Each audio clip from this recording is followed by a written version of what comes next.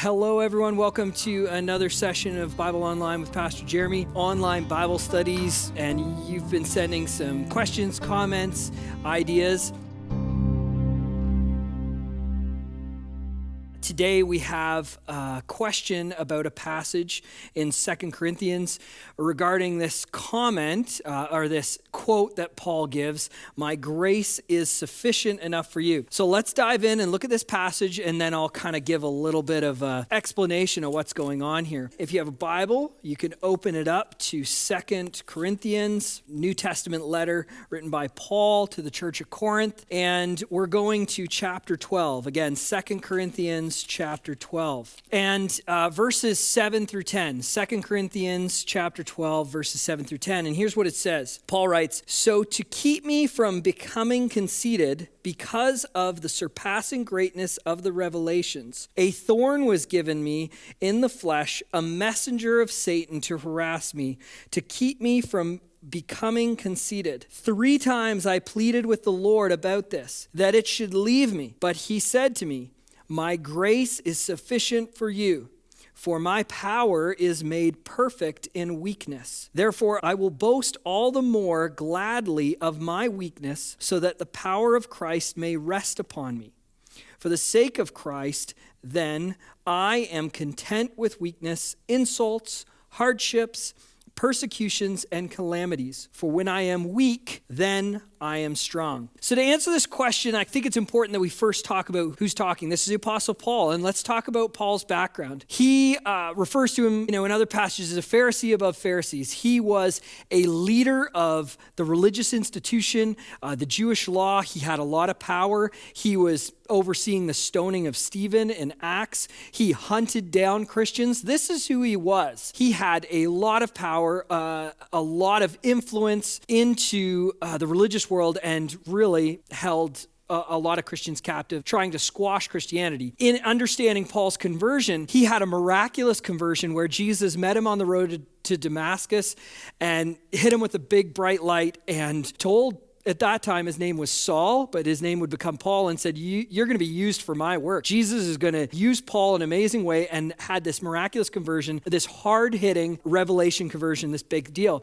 So much so that Paul was blinded for 3 days. Finally, scales come off, and that is a transition point. From that moment on, Paul gives his entire life, everything he is, to the cause of Jesus Christ and the spread of the gospel. Now, let's talk about this present situation.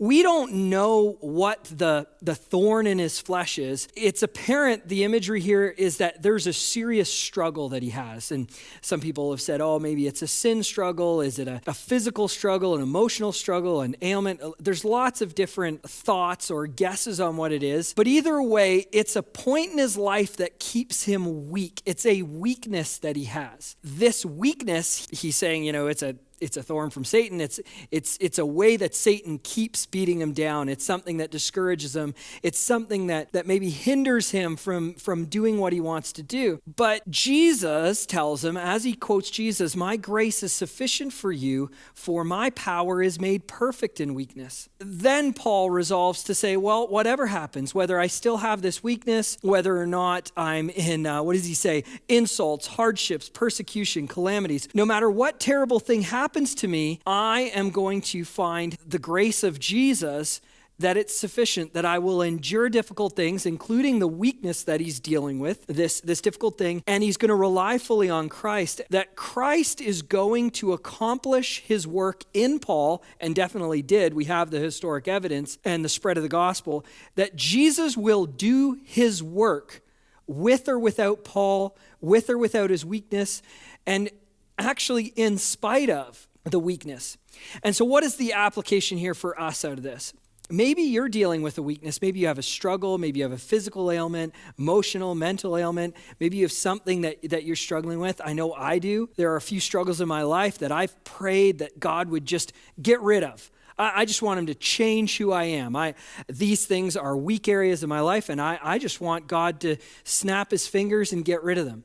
But for some reason, he doesn't. But I also know if he did get rid of every weakness I had, I might lean into me more than him. And I find in the areas where I'm weakest, that's where I tend to lean into Jesus, and where Jesus uses me in those areas, even though I'm not the best at them, or even though I have a weakness in them. So for you, again, if we take this and apply this, I don't know what your area of weakness is. Maybe you'll pray and God will remove that. I'm not saying that he can't remove your weakness. He might.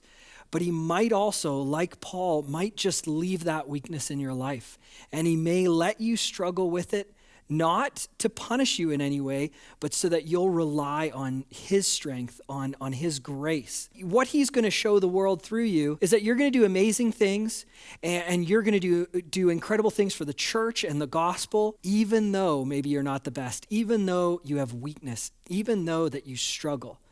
Jesus is still going to use you, and he's still going to advance the gospel through you. If you have further questions, if you want to go deeper on this, in the comment stream below, just type your comment in there. Can you put this in the roster? I would like you to work through this when you get a chance in these online Bible study. Make sure you're staying connected. Have a wonderful week.